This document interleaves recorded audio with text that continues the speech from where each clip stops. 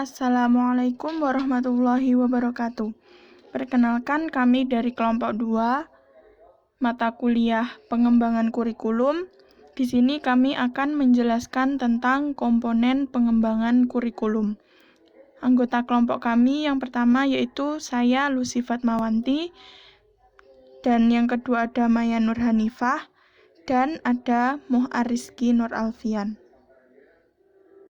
Di dalam pengembangan kurikulum terdapat 4 komponen, yaitu yang pertama target pengembangan kurikulum, yang kedua bahan ajar, yang ketiga proses belajar mengajar, dan yang keempat adalah evaluasi pengembangan kurikulum.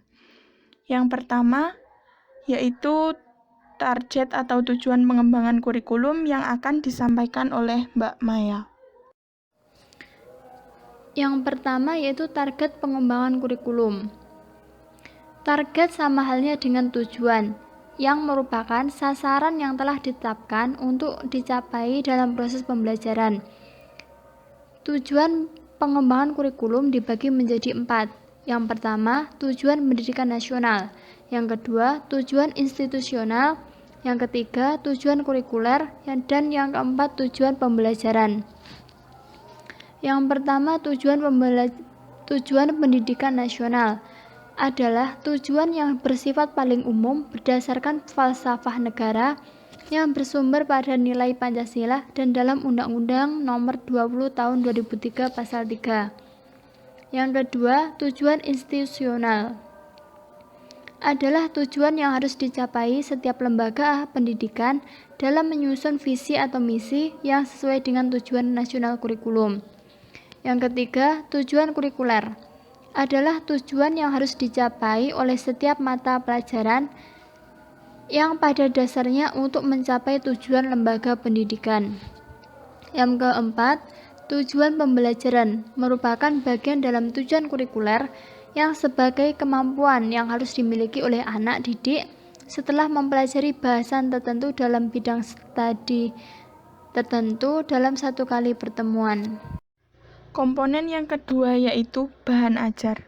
Bahan ajar berisi materi atau semua kegiatan pengalaman yang dikembangkan dan disusun untuk mencapai tujuan pendidikan. Bahan ajar disusun setelah merencanakan tujuan dari kurikulum. Isi dari bahan ajar kurikulum dapat dikelompokkan menjadi 3, yaitu yang pertama logika, yang kedua etika, dan yang ketiga estetika. Muatan logika yaitu berhubungan dengan kemampuan kognitif siswa yang disesuaikan dengan tingkatan usia mereka. Yang kedua yaitu etika. Etika berkenaan dengan sikap atau afektif yang memuat tentang nilai dan moral untuk siswa. Yang ketiga yaitu estetika. Estetika merupakan pengetahuan tentang indah dan jelek yang ada nilai seninya, yang berkaitan dengan psikomotorik atau keterampilan dari peserta didik. Komponen yang ketiga yaitu proses belajar mengajar. Proses belajar mengajar ini merupakan kegiatan inti dari perencanaan tujuan dan perencanaan bahan ajar, yang bisa disebut juga merupakan kegiatan inti dari proses pengembangan kurikulum. Di dalam proses belajar mengajar, guru dituntut untuk menggunakan berbagai strategi pembelajaran, metode mengajar, media pembelajaran, dan sumber-sumber belajar. Yang pertama, guru harus menggunakan strategi pembelajaran. Strategi pembelajaran merupakan urutan sistematik pola-pola umum kegiatan guru yang mencakup tentang urutan kegiatan pembelajaran untuk mencapai tujuan yang telah ditentukan. Terdapat beberapa strategi yang dapat digunakan. Yang pertama, strategi ekspositori klasikal, yaitu guru lebih banyak menjelaskan materi kepada siswa. Yang kedua yaitu strategi pembelajaran heuristik, Yang ketiga yaitu strategi pembelajaran kelompok kecil atau kelompok diskusi. Yang keempat yaitu strategi pembelajaran individual. Yang kedua yaitu ada metode mengajar. Metode mengajar merupakan cara yang digunakan guru untuk menyampaikan isi kurikulum atau materi pelajaran sesuai dengan tujuan kurikulum. Dengan metode pembelajaran, diharapkan muncul aktivitas siswa untuk berinteraksi dalam kegiatan belajar mengajar.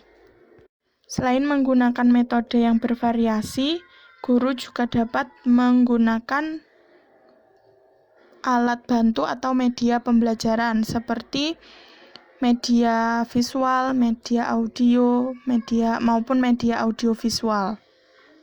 Dan yang selanjutnya yaitu ada sumber belajar. Sumber belajar merupakan hal-hal yang digunakan atau rujukan dalam proses pembelajaran, seperti halnya buku, lingkungan sekitar, maupun materi yang disampaikan dari guru. Poin yang berikutnya yaitu evaluasi kurikulum. Evaluasi kurikulum yang dimaksud adalah untuk memeriksa kinerja kurikulum secara keseluruhan ditinjau dari berbagai kriteria. Terdapat dua evaluasi dalam pengembangan kurikulum. Yang pertama yaitu evaluasi proses pelaksanaan kurikulum. Dalam hal proses pelaksanaan, evaluasi diarahkan guna mengukur efektivitas, efisiensi, serta relevansi sebuah metode dan proses pelaksanaan kurikulum. Tujuannya adalah untuk mengetahui ketetapan metode serta proses yang diimplementasikan dalam suatu kurikulum. Yang kedua yaitu evaluasi hasil pelaksanaan kurikulum. Dalam hal hasil pelaksanaan kurikulum, evaluasi menilai efektivitas sebuah kurikulum dengan menganalisa seluruh data yang terkumpul selama proses pelaksanaan kurikulum maupun akhir implementasi kurikulum, bertujuan menilai hasil-hasil yang baik dari siswa maupun guru seperti silabus satuan pelajaran serta alat-alat pelajaran termasuk di dalamnya hasil-hasil tes dari siswa. Sekian presentasi dari kelompok kami. Apabila ada yang ditanyakan, dipersilahkan untuk bertanya di kolom komentar Google Classroom. Akhirnya, wassalamualaikum warahmatullahi wabarakatuh.